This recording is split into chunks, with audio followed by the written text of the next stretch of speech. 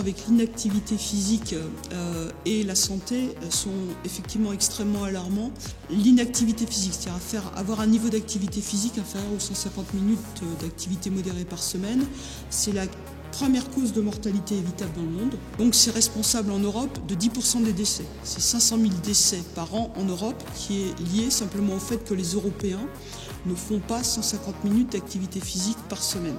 Alors l'activité physique c'est 30% de mortalité précoce en moins parce que ça diminue à la fois le risque des deux grandes causes de mortalité dans les pays développés, y compris la France, qui sont donc les maladies cardiovasculaires, donc infarctus du myocarde, accident vasculaire cérébral, et les cancers.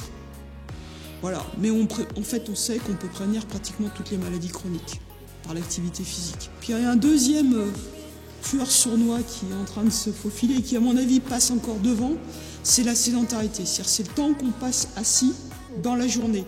Ce qu'il faut retenir, c'est que 30% des adultes ne font pas les recommandations et 80% ont à peu près 8 heures de temps passé assis par jour. Alors on sait que les recommandations, c'est à peu près, dans l'idéal, il faudrait passer moins de 6h30 par jour. Donc si je brosse le profil des adultes, on est physiquement inactif et sédentaire. Et la sédentarité, ça tue aussi, indépendamment de votre niveau d'activité physique. Chez les enfants, c'est encore pire. L'activité physique de l'enfant au cours de la vie, on pensait qu'elle s'effondrait au moment de l'adolescence. En fait, maintenant, elle s'effondre à l'âge de 7 ans. 7 ans, c'est-à-dire au moment où l'enfant rentre à l'école primaire. Parce qu'il a tellement d'heures de cours, il est assis. Et en fait, la seule activité physique, c'est lors de l'EPS. Et les effets de l'activité physique chez l'enfant, ça c'est très clairement démontré.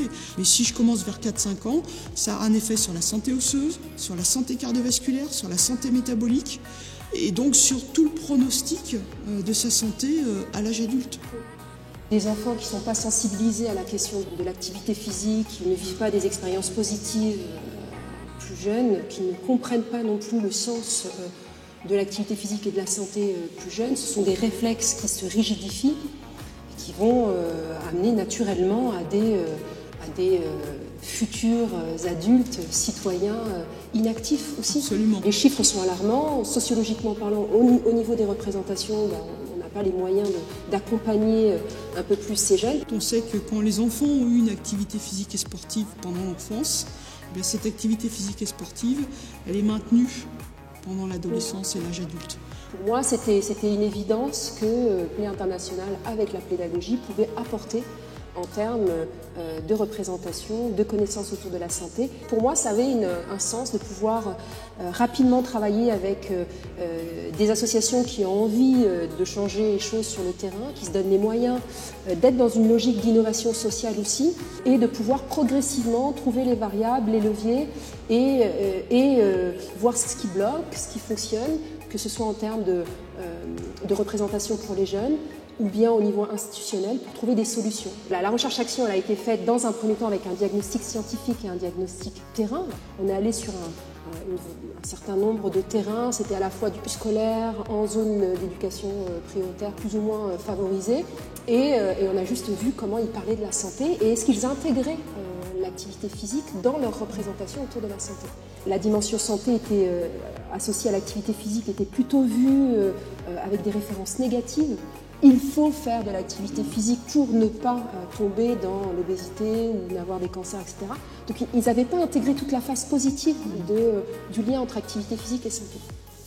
Donc ça nous a permis, diagnostic scientifique, diagnostic terrain, d'accompagner Play International vraiment sur une recherche-action, dans une logique de co-construction pour essayer d'apporter ces connaissances, de voir comment les enseignants qui étaient très motivés à participer à ces ateliers de co-construction, essayer de voir comment les savoirs pouvaient être enseignés. Et du coup ces pédagogues ont construit, grâce à tout ça, des fiches, des séances autour de leur outil, c'est-à-dire la pédagogie, mais sur cette thématique activité physique, santé. Ils l'ont appelé après Kit École Active. Voilà. Il y a des séances plutôt de découverte de l'activité physique, où là on fait jouer les jeunes sur des jeux très différents dans un premier temps, et ensuite on fait des séances pédagogiques où on va pouvoir utiliser ces jeux qui ont été expérimentés dans un premier temps, les jeunes maîtrisent, et on va pouvoir y intégrer des messages scientifiques, des connaissances plutôt des savoirs, que les jeunes vont pouvoir ensuite discuter dans un troisième temps, qui est exclusivement un temps de débat, où les jeunes vont verbaliser concrètement ce qu'ils ont appris, ce qu'ils n'ont pas compris, les erreurs qu'ils ont pu réaliser, et l'enseignant est là pour animer le débat. Donc c'était intéressant de voir que les enseignants qui ont maintenant l'habitude de pratiquer ces séances de pédagogie, ils trouvent énormément d'intérêt, puisque là on arrive à ancrer ce savoir et faire en sorte que le jeune s'approprie au maximum ce savoir.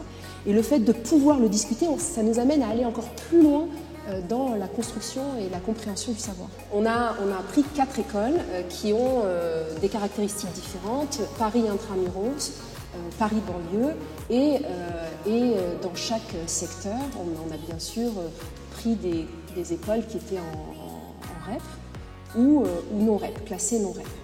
Où on a sélectionné au hasard 10 élèves dans chaque classe, et j'ai fait les entretiens du type focus group, où on fait participer l'ensemble de ces élèves pour savoir comment ils définissent la santé. Mais ce qui était hyper intéressant dans la méthode qui a été choisie, c'est qu'on avait un tableau derrière, et donc on représentait, on dessinait, alors c'est très ludique, on dessinait en fait ce qu'ils nous disaient. Et donc on a pu comparer les dessins et surtout les entretiens avec une analyse autour des verbatims en pré-test et en post-test. Pour moi, ce sont des résultats qui sont significatifs, parce que les enfants, au départ, sont plutôt sur des définitions qui sont très négatives.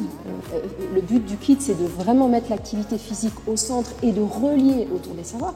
On a l'activité physique qui est au centre, et cette activité physique va être possible en étant en connexion avec l'alimentation, le sommeil, l'hydratation et la dimension sociale. Ce qui est intéressant dans les résultats, et c'est là où je pense qu'il y a quelque chose de très positif, c'est le lien entre l'activité physique et la santé.